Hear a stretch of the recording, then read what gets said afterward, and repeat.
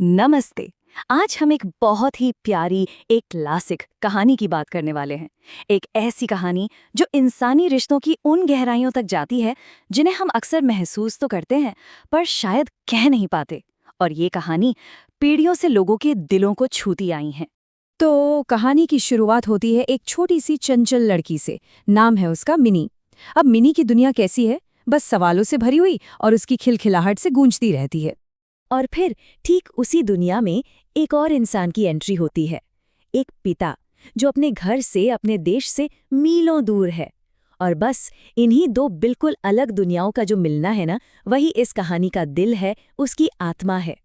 तो चलिए कहानी में थोड़ा और आगे बढ़ते हैं और देखते हैं कि ये जो अनोखी दोस्ती है, इसकी शुरुआत आखिर हुई कैसे। कैसे दो लोग जो एक दूसरे को जानते तक नहीं थे, एक ऐसे बंधन में बंध गए जो अटूट था। तो कहानी के मेन कैरेक्टर्स कौन-कौन हैं? सबसे पहले तो है मिनी। जैसा मैंने बताया, बहुत बातूनी, बहुत जिज्ञासु बच्ची।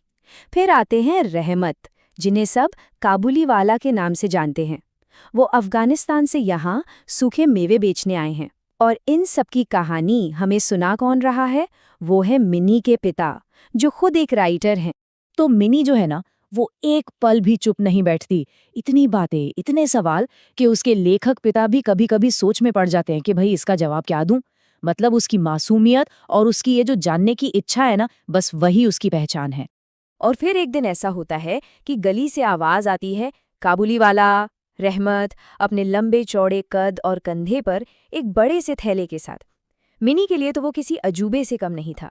और उस बड़े से थैले को देखकर नन्ही मिनी के मन में थोड़ा डर भी बैठ जाता है। लेकिन ये डर ज्यादा दिनों तक टिकने वाला नहीं था। तो चलिए अब कहानी के अगले पड़ाव पर चलते हैं और देखते हैं कि कैसे ये रिश्ता जो है वो सरहदों को भी पार कर जाता है और उम्र की दीवारों को भी तोड़ देता है। और फिर उनकी दोस्ती पनपना शुरू होती है, बड़ी ही खूबसूरती से। रहमत अब लगभग रोज आने लगता है। वो घंटों तक बस बैठकर मिनी की वो कभी न खत्म होने वाली बातें सुनता रहता और आते हुए उसके लिए अपने थैले से थोड़े बादाम किशमिश ले आता। और बस धीरे धीरे मिनी का वो जो डर था ना, वो गायब हो गया और उसकी जगह एक बहुत ही प्यारी दोस्ती ने ले ली। लेकिन इस दोस्ती के पीछे एक बहुत बहुत गहरी वजह थी। एक वजह जो रहमत के दिल में छिपी थी। वो दरअसल मिनी में अपनी ही बेटी ज़ैनब की झलक देखता था। ज़ैनब, जिसे वो अपने वतन अफगानिस्तान में पीछे छोड़ आया था। मिनी जब हंसती थी तो रहमत को लगता था जैसे उसकी अपनी बेटी हंस रही हो। तो आप समझ रहे हैं, ये रिश्ता सिर्फ एक दोस्ती का नहीं था, ये उससे कहीं ज्यादा था। ये एक पिता वाला लगाव था। एक ऐसा स्नेह जो ना तो किसी देश की सीमा को मानता है और ना ही किसी और बंधन को। और सच कहूं तो यही इस कहानी का सबसे खूबसूरत और सबसे पावरफुल हिस्सा है। लेकिन जैसा कि कहानियों में होता है, सब कुछ हमेशा अच्छा नहीं चलता। अब कहानी में एक ऐसा मोड़ आने वाला है, एक ऐसा क्रूर मोड़ जो सब कुछ बदल कर रख देगा। हुआ यूं कि पैसों की लेन देन को लेकर रहमत का किसी ग्राहक से झगड़ा हो गया। बात इतनी बढ़ गई कि गुस्से में रहमत ने उस आदमी पर चाकू से वार कर दिया। बस फिर क्या था, उसे गिरफ्तार कर लिया गया। और मिनी से मिलने जुलने का वो जो सिलसिला था, वो अचानक वहीं थम गया। बस एक पल का गुस्सा और उसकी सजा मिली बहुत लंबी। रहमत को कई सालों की कैद हो गई।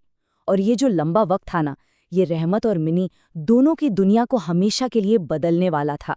तो चलिए अब कहानी के आखिरी दौर में चलते हैं। कई साल बीत चुके हैं और अब वक्त है एक और मुलाकात का। लेकिन ये मुलाकात शायद वैसी नहीं होगी जैसी पहले हुआ करती थी। जरा सोचिए, कितना लंबा वक्त गुजर गया। गिरफ्तारी हुई, फिर सजा कटी और फिर रिहाई। इसमें कई साल निकल गए।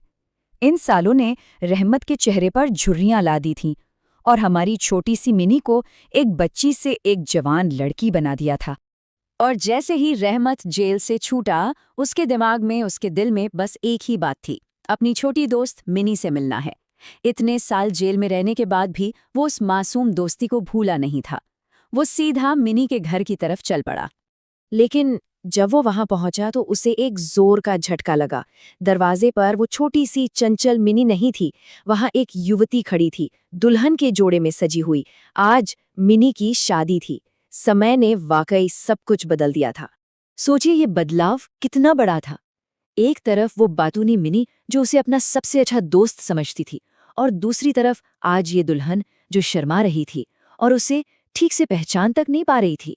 रहमत के लिए ये देखना किसी सदमे से कम नहीं था। एकदम दिल तोड़ने वाला पल था वो। कहानी का जो अंत है वो बहुत ही इमोशनल है। तो चलिए अब इसके सबसे जरूरी हिस्से की तरफ चलते हैं, जो हमें इंसानियत का असली मतलब सिखाता है। मिन्नी को दुल्हन के रूप में देखकर रहमत को अचानक अपनी बेटी ज़ैनब का ख्याल आता है।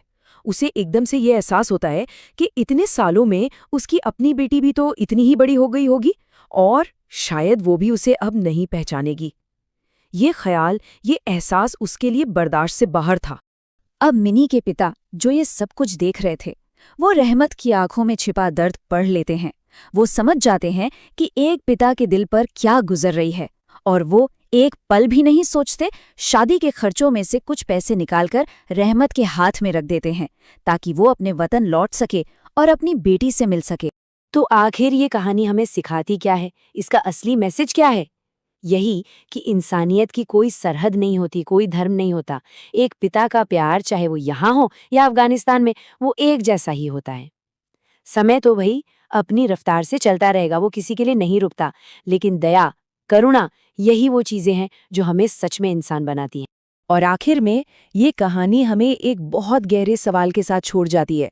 क्या रहमत और मिनी का रिश्ता बस एक याद बनकर रह गया, या क्या कुछ रिश्ते सच में ऐसे होते हैं जिन पर समय और दूरी का कोई असर नहीं होता? इस बारे में सोचिएगा जरूर।